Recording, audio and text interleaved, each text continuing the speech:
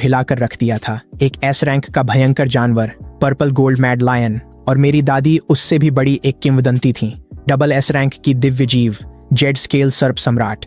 दो सर्वोच्च जीवों का रक्त मेरे भीतर बहता है। मुझे तो दुनिया का गर्व होना चाहिए था, सचमुच का स्वर्ग का पुत्र। लेकिन इस युग में जहां हर व्यक्ति किसी न किसी जानवर की आत्मा को जागृत करता है, मैंने जो जागृत किया वह सिर्फ एक जर्जर प्राचीन पत्थर की झोपड़ी थी, जिसमें न कोई जीवन था और न ही कोई चमक। ये दो शीर्ष रक्त रेखाओं का वंशज है। इसने एक अवैध निर्माण स्थल को जागृत किया है। जब हर छात्र और शिक्षक की उपेक्षा मेरे ऊपर बाढ़ की तरह उमड़ पड़ी, तभी उस बेकार खंडहर झोपड़ी के भीतर से एक गगनभेदी गर्जना गूंजी, जिसने आत्मा तक को झकझोर दिया। बधाई हो होस्ट, आपने एकमात्र छुपा हुआ हथियार आत्मा 10 दैत्य दिव्य मंदिर को जागृत किया है। 10 प्राचीन भयानक जीवों को अनलॉक करने और किंवदंती को फिर से गढ़ने के लिए 10 परीक्षाएं पूरी करें। आज शिंघाई मॉन्स्टर एकेडमी में जागृति समारोह है। पूरे स्कूल की नजरों के सामने मेरी गर्लफ्रेंड वीरा, जो कैंपस की सुंदरता है, बड़ी ही शालीनता से जागृति मंच पर कदम रखती है। वो अपना पतला सा हाथ उठाती है और उसे धीरे से चिकने चमकदार जागृति पत्थर पर रख देती है। अगले ही पल तेज चमकदार रोशनी का विस्फोट चारों ओर फैल जाता है, जो कुछ ही सेकंड में पूरे जागृति प्रांगण को डुबो देता है, इतनी तीव्र कि कोई भी अपनी आंखें खुली नहीं रख सकता। भीड़ एकदम शांत हो जाती है, फिर जोरदार हैरानी की आवाजों से गूंज उठती है। वो आभा तो कमाल की है, कम से कम वो ए रैंक की है, शायद एस तक भी पहुंच जाए। रोशनी धीरे धीरे फीकी पड़ जाती है और वेरा का रूप एक अद्भुत परिवर्तन से गुजरता है, जो एक हिरण जैसे जीव में बदल जाता है, जिसका पूरा शरीर चमकदार फिरोजी सुनहरे पंखों से ढका होता है। यह है पौराणिक S rank green feather spirit deer, और वह भी एक दुर्लभ हीलर प्रकार, जो युद्ध भूमि पर अंतिम सहायक है। ग्रीन फेदर स्पिरिट डियर की उपचार शक्ति डरावनी है। भारी क्षमता, अथक सहन शक्ति, हर शीर्ष पवित्र संगठन इसे पाने के लिए जान की बाजी लगा देगा। बीस्ट अवेकनिंग्स को सबसे निचले से सबसे ऊंचे तक इस प्रकार रैंक किया जाता है: डी, सी, बी, ए, एस, डबल एस और ट्रिपल एस, कुल 7 स्तर। बी रैंक बीस्ट को जगाना ही अधिकांश मानकों के अनुसार प्रतिभाशाली माना जाता है। एस रैंक आपको लाखों में एक बनाता है, एक सच्चा विलक्षण। डबल एस आपको पूरे डक्सिया के सबसे उत्कृष्ट लोगों में शामिल कर देता है। उस ट्रिपल एस रैंक को पूरे डक्सिया में 10 से भी कम लोग पा सके हैं। अब वीरा का भविष्य चमक उठा है। वह ठंडी उदासीनता के साथ मेरी ओर बढ़ी। शुभकामनाएं, उसने सपाट स्वर में कहा और आगे निकल गई। मैं वीरा की आवाज में छुपी ठंडक को महसूस करता हूँ। मैं ठीक ठीक समझ जाता हूँ कि इसका क्या मतलब है। बिना कुछ कहे मैं चुपचाप सिर हिलाता हूँ और जागृति मंच की ओर मुड़ जाता हूँ। जैसे ही मेरी हथेली जागृति पत्थर को छूती है, एक हल्की राख जैसी चमक जीवित हो उठती है और आसमान में ऊंचाई पर एक प्राचीन महल की धुंधली परछाई झिलमिलाने लगती है। पूरी भीड़ हंसी में फूट पड़ती है। ऐसा हो ही नहीं सकता यार, क्या तुम गलती से गलत सेट पर आ गए हो? बाकी सबको कोई भयंकर जानवर मिलता है और इस बंदे को एक घर मिला है। और सबसे बुरी बात, ये डी रैंक है। ये बंदा गया काम से, पूरी तरह से गया। कोई इसे बाहर ले जाओ। हर दिशा से मजाक और हंसी उड़ाई जा रही है, लेकिन मेरे चेहरे पर कोई शर्मिंदगी नहीं है, बल्कि मेरी आंखों में एक अजीब सी चमक है। अगले ही पल एक ठंडी यांत्रिक आवाज मेरे दिमाग में गूंजती है। बधाई हो होस्ट, 10 फिएंट्स डिवाइन टेम्पल से बाइंडिंग पूरी हो गई है। मंदिर द्वारा जारी 10 परीक्षण पूरे करें ताकि 10 प्राचीन भयंकर जानवरों को जगा सकें। पहला परीक्षण शुरू हो गया है। आपके सामने रखे अवेकनिंग स्टोन को 1 मिनट के भीतर निगल लें। इसे कुचलना असफलता मानी जाएगी और 10 फिएंट्स डिवाइन टेम्पल अपने आप अनबाइंड हो जाएगा। सफलता पर आपको ट्रिपल एस रैंक तौतिये की शक्ति मिलेगी। मेरा दिल धड़क उठता है। मैं अवेकनिंग स्टोन को घूरता हूँ। मेरे चेहरे के भाव पढ़ना मुश्किल है। मंच के नीचे प्रिंसिपल वेड का चेहरा लोहे जैसा पीला पड़ गया है। वह वाइस प्रिंसिपल की ओर झुकते हैं और चुपचाप एक आदेश देते हैं। इस बेकार लड़के को सबका समय बर्बाद मत करने दो। जाकर उसे बता दो कि उसकी कॉलेज प्रवेश परीक्षा देने का अधिकार रद्द कर दिया गया है और उसे तुरंत नाम वापस लेकर आज ही अपना डॉर्म खाली करना है। बकाया फीस का एक एक पैसा चुकाने के लिए उसके पास 1 महीना है, वरना हम उसे कोर्ट में घसीटेंगे। जी सर। वाइस प्रिंसिपल सिर हिलाते हैं और जागते हुए मंच पर तेजी से चढ़ जाते हैं। वह मेरी ओर नीचे देखते हैं। उनकी आवाज सपाट और ठंडी है। मुझे आपको सूचित करना है, एक पूरे साल की बकाया फीस न चुकाने के कारण स्कूल ने आपको निष्कासित करने का फैसला किया है। आपको 1 दिन के भीतर अपना डॉर्म खाली करना होगा। सभी बकाया शुल्क 1 महीने के भीतर चुकाने होंगे, अन्यथा हम कानूनी कार्रवाई करेंगे। वह मेरे सामने मंच पर निष्कासन नोटिस फेंक देते हैं। उसी पल वेरा मंच के किनारे आकर खड़ी हो जाती है। उसकी आंखों में घृणा और उदासीनता भरी होती है। मैंने अच्छे से सोच लिया है, हम कभी एक दूसरे के लिए सही नहीं थे। मैंने S rank green feather spirit deer को जगाया है और तुमने डी रैंक का कचरा जगाया है। अब हम एक ही दुनिया के नहीं हैं। तुम्हारे पास मुझे देने के लिए कुछ नहीं बचा है। हमारा रिश्ता यहीं खत्म होता है। उसके शब्द किसी तलवार की तरह गिरते हैं और वह बिना एक बार भी पीछे देखे मुड़कर चली जाती है। मेरे मन में फिर से वही यांत्रिक आवाज गूंजती है, इस बार और भी ज्यादा बेचैन। गिनती शुरू। 5 सेकंड। होस्ट को तुरंत जागृति पत्थर निगलना होगा ताकि परीक्षण पूरा हो सके, वरना 10 फिएंट्स डिवाइन टेम्पल अपने आप अनबाइंड हो जाएगा। ठीक है, मैं इसे निगल लूंगा। मुझे दूसरी जिंदगी मिली है और अब मैं कभी किसी को अपने ऊपर हावी नहीं होने दूंगा। बिना कुछ सोचे मैं झुकता हूँ, जागृति पत्थर उठाता हूँ और उसे अपने मुंह में डाल लेता हूँ। पूरा चौक एक पल में ही हंसी से शांत हो जाता है। हर एक व्यक्ति स्तब्ध खड़ा है, मुंह खुले रह गए हैं, पूरी तरह से हैरान। अगले ही पल मेरी चेतना एक जबरदस्त शक्ति द्वारा जकड़ ली जाती है और मुझे एक विशाल भव्य दिव्य मंदिर 10 फिएंट्स डिवाइन टेम्पल के भीतर खींच लिया जाता है। अंदर 10 विशालकाय पशु आकृतियां खड़ी हैं, हर एक अंधकार में लिपटी हुई, हर एक से एक दबावपूर्ण भारी उपस्थिति महसूस हो रही है। अचानक उन आकृतियों में से एक अपनी आंखें खोलती है जो जलती हुई लाल रोशनी की 2 बिंदुओं जैसी हैं। फिर वह पशु ऐसा गर्जन करता है कि ब्रह्मांड कांपता है। आसमान के तारे अदृश्य शक्ति से खींचकर उसके विशाल जबड़े में समा रहे हैं। ये दृश्य मेरी आत्मा झकझोर देता है, मेरा मन चकरा जाता है। वह सूरज, चांद और खुद तारों को निगल रहा है। ये वही पौराणिक ट्रिपल एस रैंक से भी ऊपर का ताउतीय है, वह दैत्याकार पौराणिक जानवर। मैंने सच में ऐसा एक देवता समान पशु जगा दिया है। इसी समय जानकारी का एक विशाल प्रवाह मेरे दिमाग में उमड़ पड़ता है। बधाई हो होस्ट, पहली ताउतीय परीक्षा पूरी हुई। अब आप स्वतंत्र रूप से ट्रिपल एस रैंक से भी ऊपर के ताउतीय में रूपांतरित हो सकते हैं और ताउतीय की प्रतिभा की विरासत प्राप्त कर चुके हैं। प्रतिभा 1, अनंत भक्षण। अस्तित्व में जो कुछ भी है सब कुछ भक्षण किया जा सकता है। जो भी निगला जाता है वह शुद्ध ऊर्जा में बदल जाता है, 100% आपके शरीर में समाहित हो जाता है बिना किसी अपशिष्ट के। प्रतिभा 2, अनंत लूट। किसी और की प्रतिभा चुराकर उसे अपनी बना लो। इसे केवल एक दिन में एक बार ही इस्तेमाल किया जा सकता है। लक्ष्य हमेशा के लिए वह प्रतिभा खो देता है। लक्ष्य की शक्ति होस्ट से एक पूरे स्तर से अधिक नहीं होनी चाहिए। प्रतिभा 3, क्रोधित उन्माद। जब ताउतीय क्रोध की अवस्था में प्रवेश करता है तो आक्रमण, रक्षा और पुनर्प्राप्ति सभी 10 गुना बढ़ जाते हैं। अगर दुश्मन नहीं मरता है तो युद्ध समाप्त नहीं होता है। चेतावनी, यह प्रतिभा होस्ट के शारीरिक शरीर पर अत्यधिक दबाव डालती है। सावधानी से बढ़ते। पढ़ते ही मैं दंग रह गया और मेरा दिल रोमांच से भर गया। ये प्रतिभाएं वाकई बेहद ताकतवर हैं। 10 दुष्टों के दिव्य मंदिर की आवाज फिर से गूंजती है। दूसरी ताउती परीक्षा अब जारी की जाती है। 10,000 पशुओं की परीक्षा, 10,000 कांस्य स्तरीय जानवरों की लाशों को निगल जाओ ताकि परीक्षा पूरी हो सके। परीक्षा पूरी होने पर तुम्हें ताउती की विशेष कौशल विरासत, स्वर्ग भक्षी दिव्य भाला, रक्त कारागार पिंजरा और मृत्यु रक्त ज्वाला प्राप्त होगी। मंच पर वापस प्रिंसिपल वेड मुझे पत्थर निगलते हुए देखते हैं और गुस्से से फट पड़ते हैं। तुम सब वहां क्या खड़े हो? पुलिस को बुलाओ। इस लड़के ने स्कूल की संपत्ति नष्ट कर दी है। मैं चाहता हूं कि इसे जेल में डाल दिया जाए। लेकिन जैसे ही ये शब्द उसके मुंह से निकलते हैं मैं अपनी आंखें खोलता हूं और उनमें गहरे सुर्ख क्रोध की एक झलक चमक उठती है। प्रिंसिपल वेड उसे देख लेते हैं और स्वाभाविक रूप से मेरी ओर एक कदम बढ़ाते हैं। उनकी आवाज तेज और कठोर हो जाती है। तुम अब भी सोचते हो कि तुम अकड़ सकते हो? मैं तुम्हें कुछ बताता हूँ। वह अवेकनिंग स्टोन 5 मिलियन की है। उसके शब्द उसके गले में ही अटक जाते हैं। जैसे ही उसकी नजर मेरी आंखों से मिलती है एक बर्फ जैसी ठंडी सिहरन उसके पैरों से सिर तक दौड़ जाती है और उसका दिल अंधे डर से तेज धड़कने लगता है। जो कुछ भी वह कहने वाला था वह वापस निकल जाता है। अगले ही पल एक घना दमघोंटू रक्त की आभा सब कुछ पर छा जाती है। मेरे भीतर से एक वहशी खूनी हत्या की आभा फूट पड़ती है और पल भर में पूरी अवेकनिंग स्टेज को निगल जाती है। चौक में मौजूद हर एक व्यक्ति सांस रोक लेता है, उनके चेहरे का रंग उड़ जाता है और उनके शरीर कांपने लगते हैं। यह आभा बहुत ही वहशी है, बहुत ही खूनी। ऐसा लगता है जैसे सामने कोई किशोर लड़का नहीं बल्कि कोई प्राचीन खंडहरों से निकला भयंकर जानवर खड़ा हो। बिल्कुल वही दबाव जैसा कि बैरियर के पार के किसी जंगली राक्षस से सामना करते समय महसूस होता है। होमरूम टीचर मिस्टर लियो अविश्वास में आंखें फाड़े खड़े हैं। उन्होंने खुद एक बी रैंक बीस्ट को अवेकन किया था और अकादमी के मानकों के अनुसार उन्हें मजबूत माना जाता है। फिर भी इस वक्त मेरे सामने खड़े होकर वे मुश्किल से सांस ले पा रहे हैं। उनका दिमाग तेजी से चल रहा है। जो भी इस लड़के ने अवेकन किया है वह बी रैंक के आसपास भी नहीं है। मिस्टर लियो जल्दी से आगे बढ़ते हैं, प्रिंसिपल वेड को समझाने की कोशिश करते हैं। प्रिंसिपल, इस स्थिति को देखिए। जो भी उसने अवेकन किया है वह कोई साधारण बीस्ट नहीं है। उसे निष्कासित करने का कोई कारण नहीं है। इस समय सबसे जरूरी है उसकी रैंक मापना। हम ऐसी प्रतिभा को खोने का जोखिम नहीं उठा सकते। लेकिन अवेकनिंग स्टोन तो पहले ही मेरे अंदर है। परीक्षण करना असंभव है। प्रिंसिपल वेड का चेहरा बिगड़ जाता है।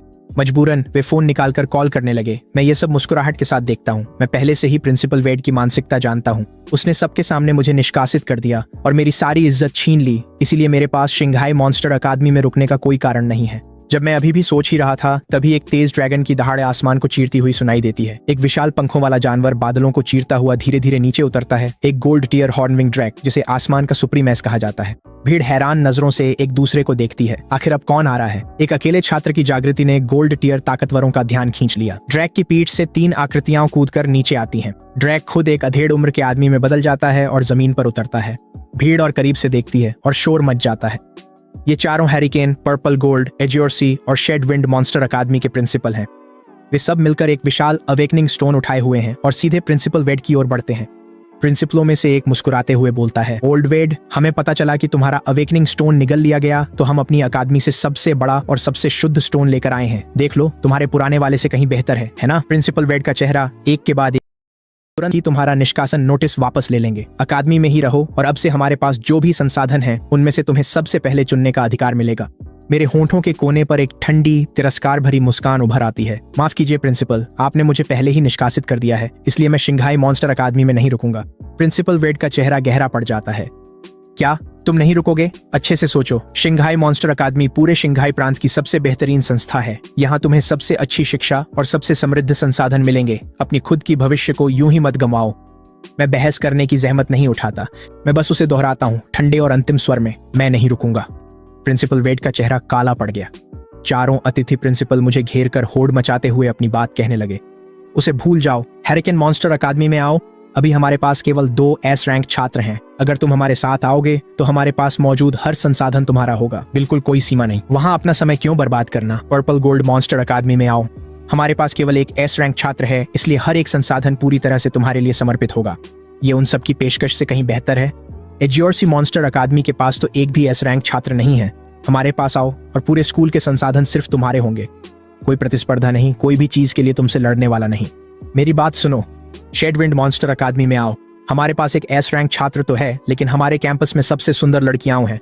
तुम अभी अभी ब्रेकअप से गुजरे हो, है ना? हमारे पास आओ, अपनी पसंद चुनो और मैं वादा करता हूं कि तुम निराश नहीं होगे। चारों प्रिंसिपल इतनी बहस करते हैं कि उनके चेहरे लाल हो जाते हैं और उनके मुंह से थूक उड़ने लगता है। मंच के नीचे बैठे छात्र अविश्वास में घूरते रह जाते हैं, पूरी तरह से हैरान। व्यवहार में फर्क दिन और रात जैसा है।